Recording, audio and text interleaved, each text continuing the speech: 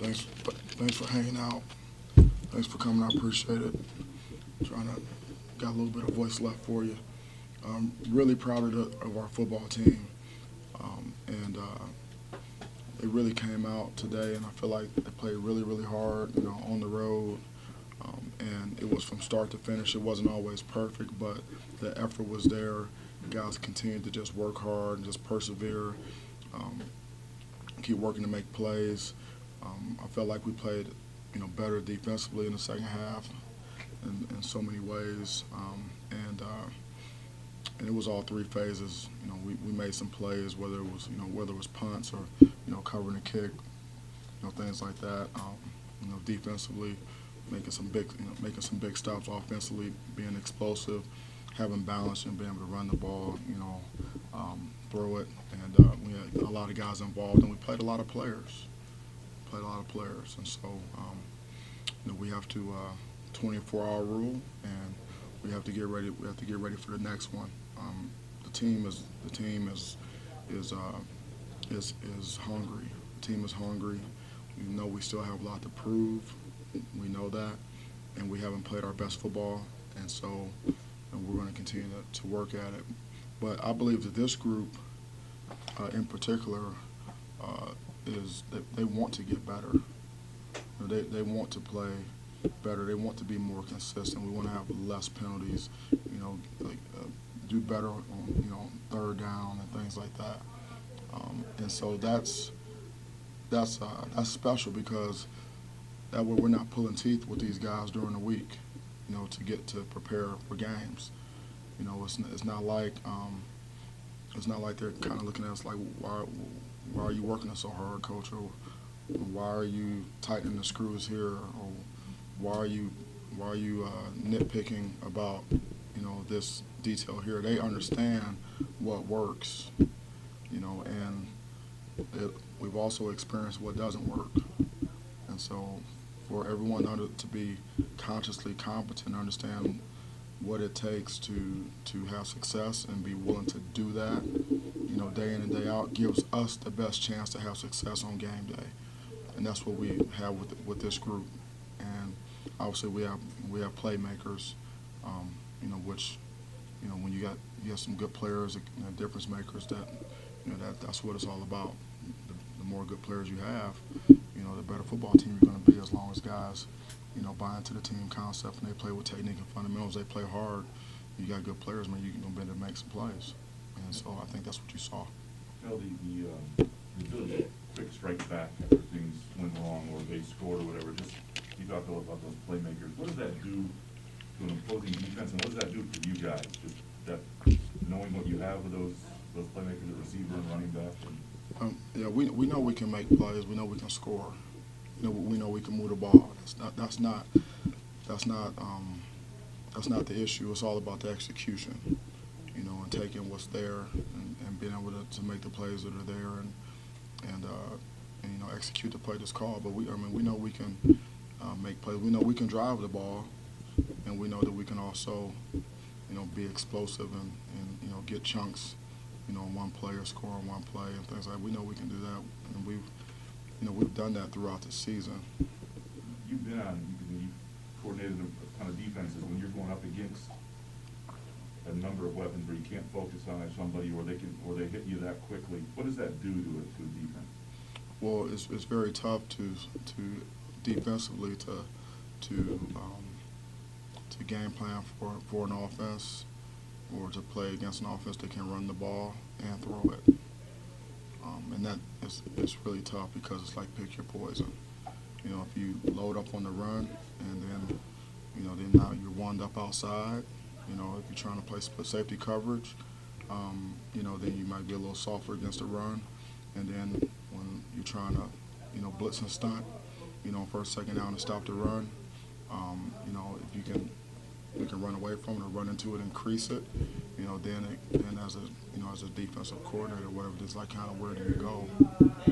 Where do you go from there? That's why it's important for us to just take care of the football, as we're going. In every series in the kick, it's an extra point, field goal or punt, and just keep chopping, because if we can just keep hammering, and keep running our offense and everyone does their job, then we're eventually we're going to be able to move the ball. We're going to be able to score points, and we play complementary football. If we can, even if we have to punt, and our defense can go out there and go 3 and out and get the ball back, and then we go start hammering again, So that's complementary football.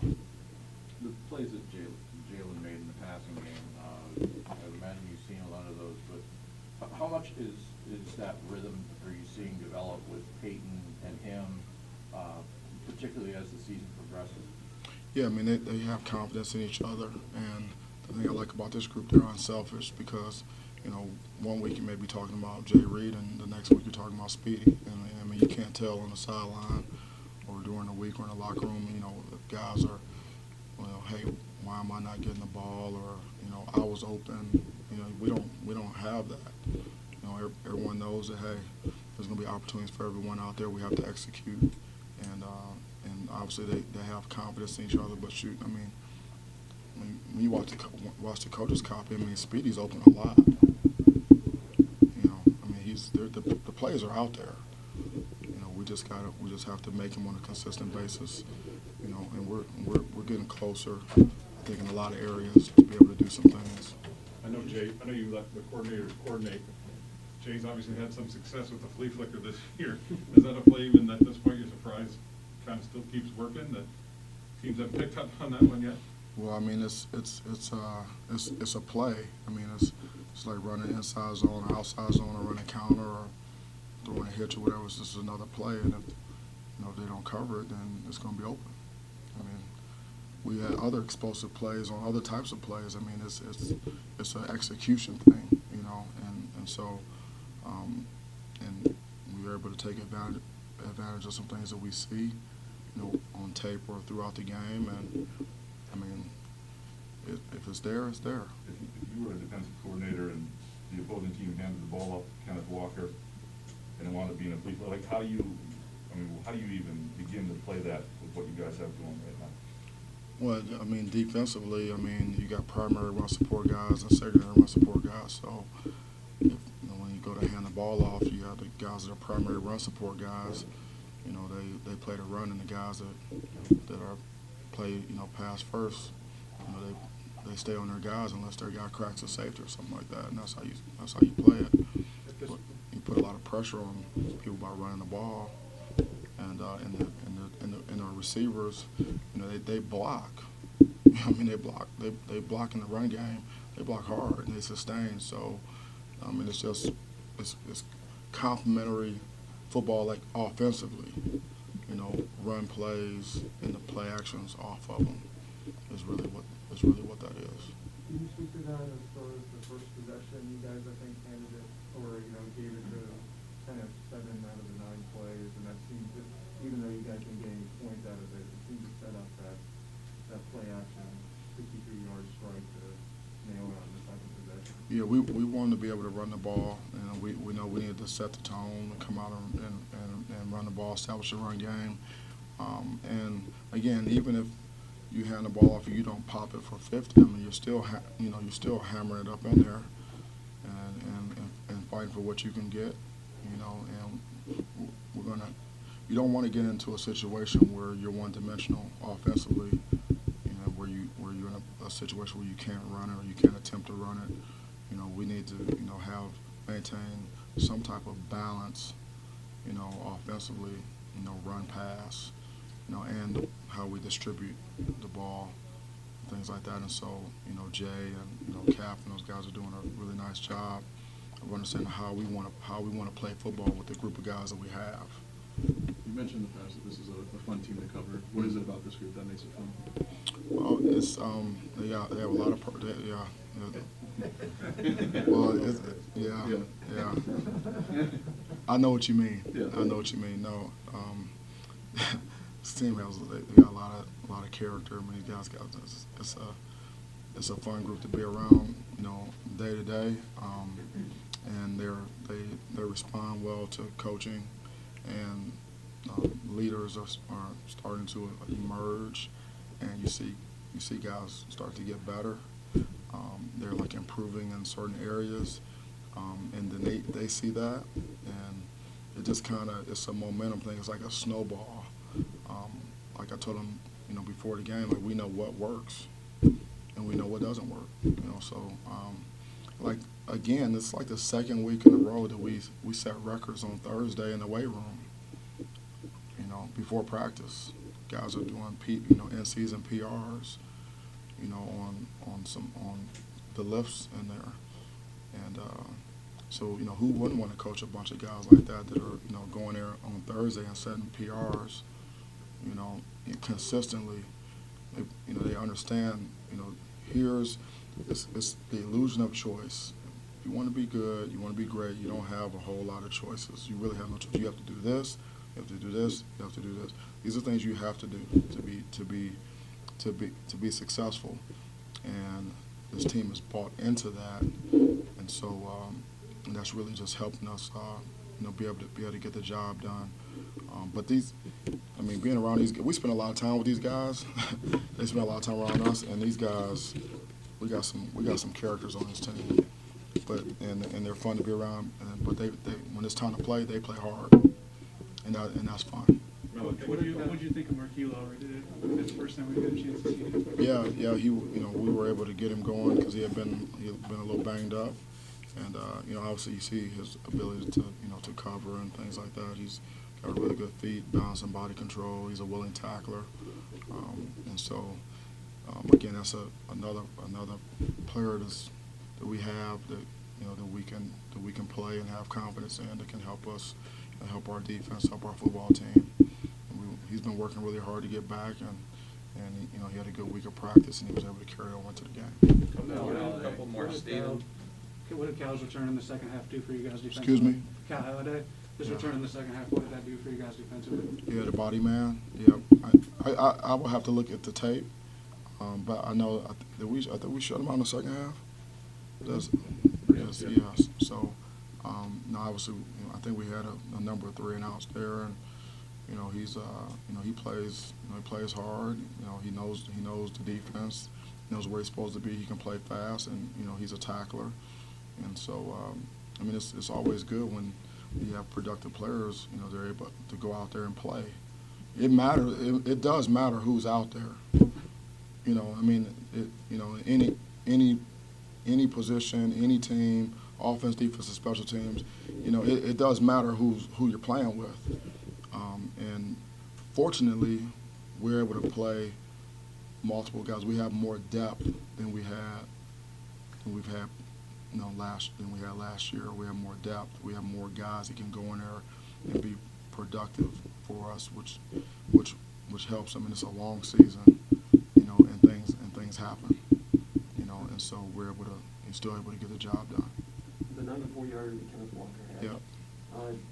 They had some momentum, and they had field position edge there. I would imagine you guys were thinking, we need to saddle up the run here and take control of this game. Tell me about that play and one play taking it over and how you saw that play develop. You guys kind of needed it right then, would you agree? Yeah, we were playing on our end of the field quite a bit, and Bryce was doing a good job, when we had the punt to get it out of there. But